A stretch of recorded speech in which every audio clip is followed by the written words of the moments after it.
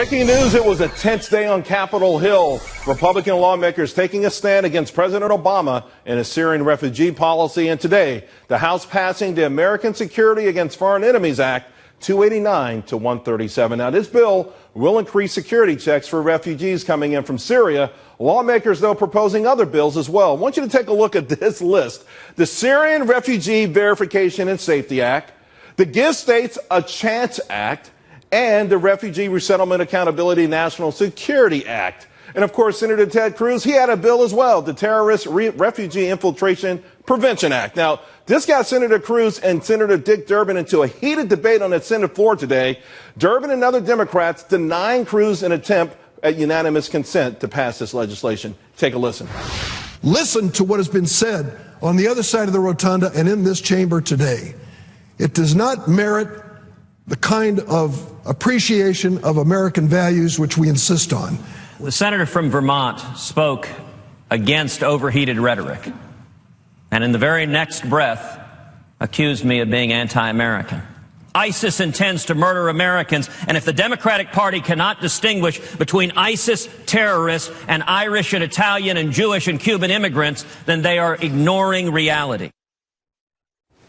That is some serious stuff. Joining me now, Ambassador James Woolsey, former CIA Director and Chancellor of the Institute for World Politics. Francis Townsend, former Homeland Security Advisor to George W. Bush and Counter-Extremist Project President. And Representative Brad Wenstrup, he served in Iraq and Afghanistan. Representative, I want to go to you. The fireworks were hot and heavy down there today. The vote went through. I think it was a surprise that so many Democrats crossed the aisle.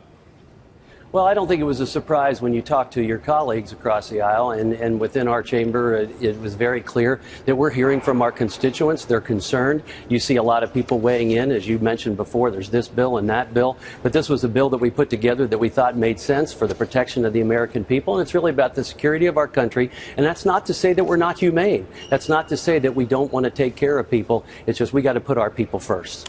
Can you explain to the audience what this bill does, how it will be effective, and why it was so critical that it had to go through right now? Well, first of all, the main thing was that we put a pause on what we're doing right now until we really are assured that we have our act together. This involves the FBI as well as Homeland Security as well as an Inspector General that will verify things and take a look at how we are doing if we are going to have a vetting process. You know, there's been all kinds of things put out there, but the bottom line is we want to make sure that Americans are safe first, and those that are in need in other parts of the world, we need to maybe find ways to help them out, but it doesn't necessarily mean that they come here in a situation where they're not vetted. And leadership from Homeland Security as well as the FBI spoke about how difficult that task is. Francis, I want to talk to you about that because you were a Homeland Security advisor. You understand how tall of a task this is, and of course, once the delay is there, once the vetting process has gone through, the American public is going to trust that Homeland Security can get the job done. Is that going to be enough?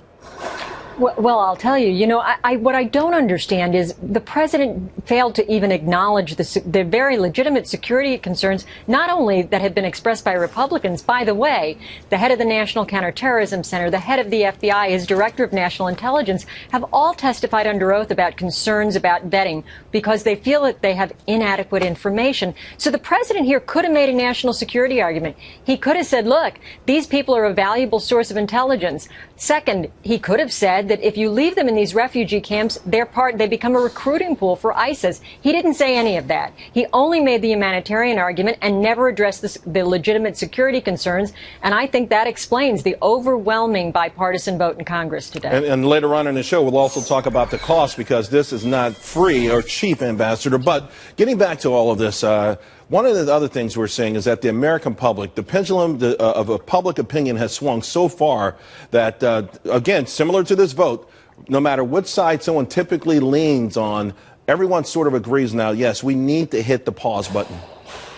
Well, we do, certainly to some extent. And we need to continue to, I think, let in those who we can do under clear circumstances that they're not going to be harmful, small children that are alone, sick But would you take the kids from their parents? No. I think we have to, for intact families, for example, we need a process that looks at them thoroughly and vets them thoroughly and better than what we've got now.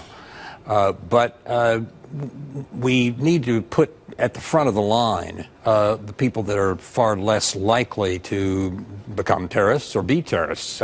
Young men alone, that's a serious problem. Would you go as far as to saying, hey, Christians, if we can verify that this is persons are indeed Christians, would you give them special favor? I don't think we can do it by religion itself, but I think if they're part of any group that has been heavily persecuted, as Christians have been in that part of the world and in Syria, or any other group, certainly Jews, if there are any left there after the events of the last few decades, there ought to be some way to particularly some of those people worked with us when we had forces there. And we have a number of Syrians and others, Iraqis especially, who work closely with the United States government. That's a great point. We need to look after them. I want to bring that up with you, Representative Wenstrup, because you fought in the Middle East, and you understand where these tribal leaders stepped up and others, and they believed in America, and all of a sudden we changed policy where we were leaving responsibly. I call it retreat. Nevertheless, now there's talk of safe zones and safety zones. I don't know why they would trust that we would somehow build some sort of fort for them or some sort of bunker that would keep them immune from the intensive violence and hatred of ISIS.